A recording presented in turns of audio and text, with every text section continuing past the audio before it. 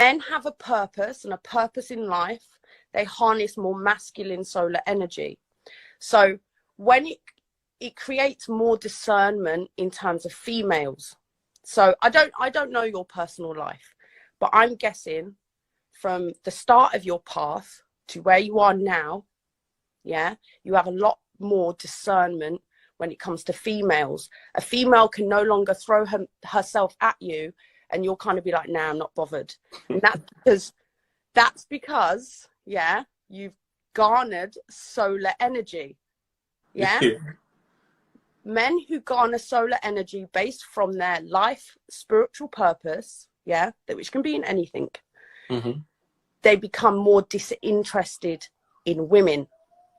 They still like women and feminine energy, but you have more discernment to the types of women that you attract. Yeah. But solar energy that you create, the more women are attracted to you.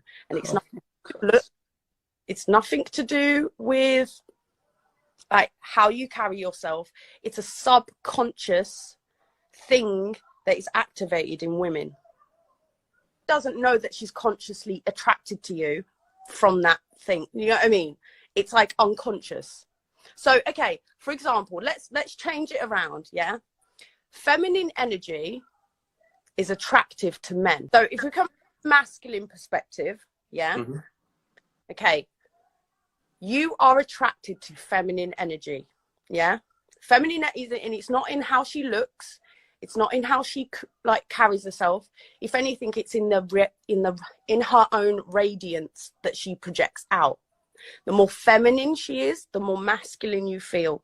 It's an energizing energy. So if you ever been around a really super feminine woman who's soft in her nature, it's like a breath of, and this is what the book says, it's like a breath of fresh air to you.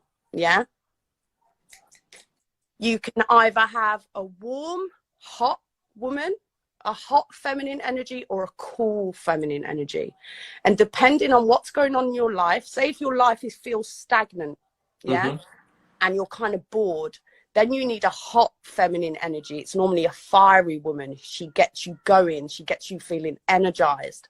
And if you're in a stressed position, and this is what happens when you're in a relationship that's stressful, you then want to attract a cool, soothing, healing woman. You attract the cool type, like that's what you want. It's kind of like drinking fresh beverage on a hot day. That's how feminine energy feels to you.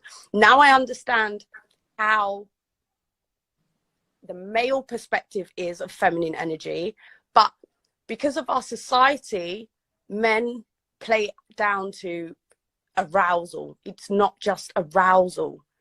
You can actually just soak in the feminine energy and feel it through your body. You don't have to move it to a sexual place.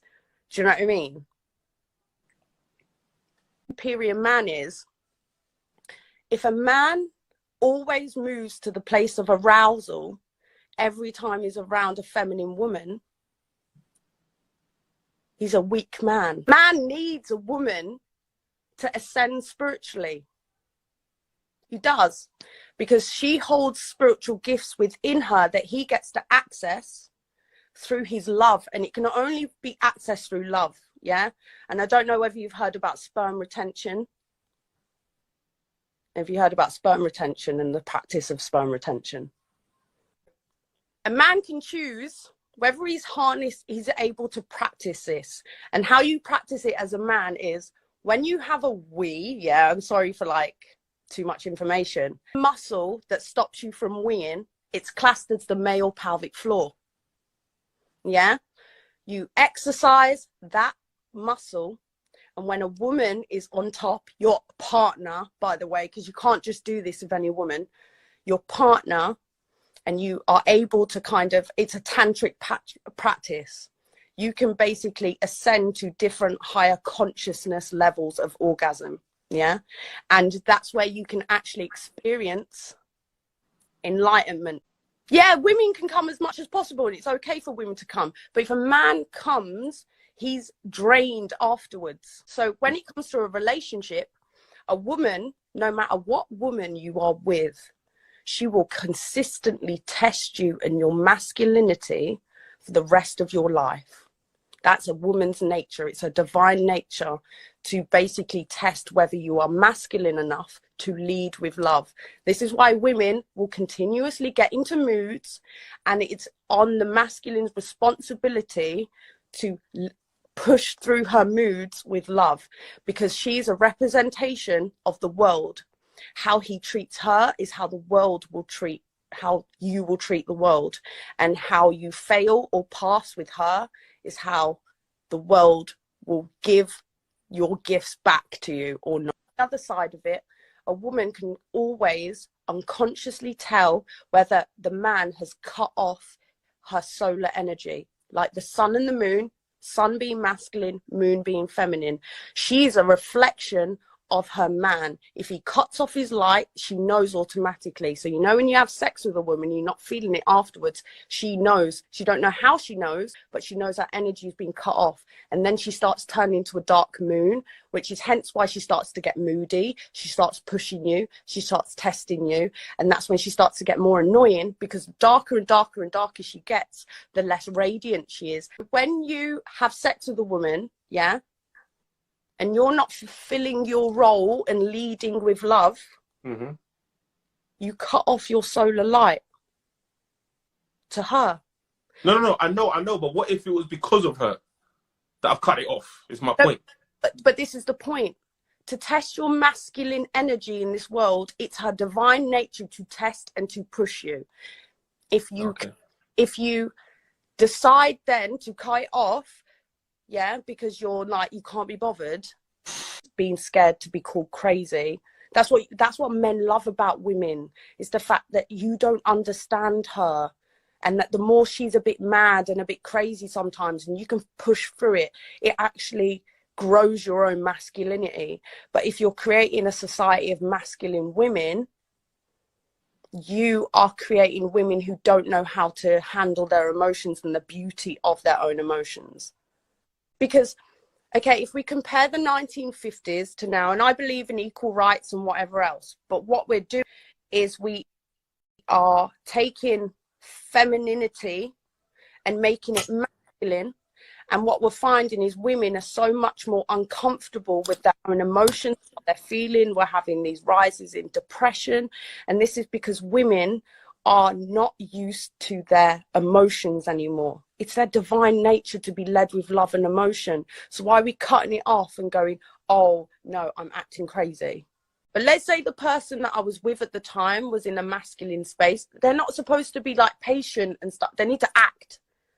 In that moment, there's no patience there. You need to act. And like, let's say dishes ain't done or whatever else, and using that example, listen, you pick her up, you put her on the kitchen side, and you get in her face. Yeah, you start snuggling in her neck. You make her smile. It's gone. It's as simple as that. I don't know why it's so complicated. Okay, so if you're feeling, your vulnerability is a strength. You just have to learn to break through and have your vulnerabilities touched by special people. Yeah, you could, like, if you're, and that's also it's also down to ego as well, because your ego will make you think that your vulnerabilities are weak. Yeah, so that's where you have to deal with the ego and the phantom self, which is linked to past trauma, energetic centers, all that.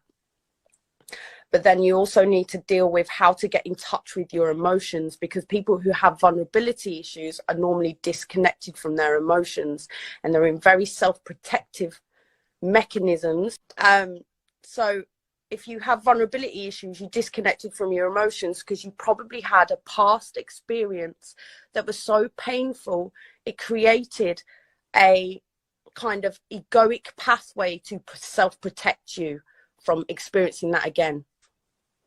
If a woman is not able to open up her heart, yeah, and this is really deep, so all men need to listen to this, and this is why it also ties into casual sex. Here we go. Listen, Go on. If sex is not accessed from an emotional, heart-spaced place, she will drain you of your life force through your sperm, and you will find that your things in your life will suddenly go wrong. It's a very deep spiritual subject, but you have to, as a man, you have to be very, very careful of who you're sharing your seed with, because have you heard of succubuses, or what's the word, succubus? And okay, so a succubus, yeah, is a woman who is draining men of their soul energy.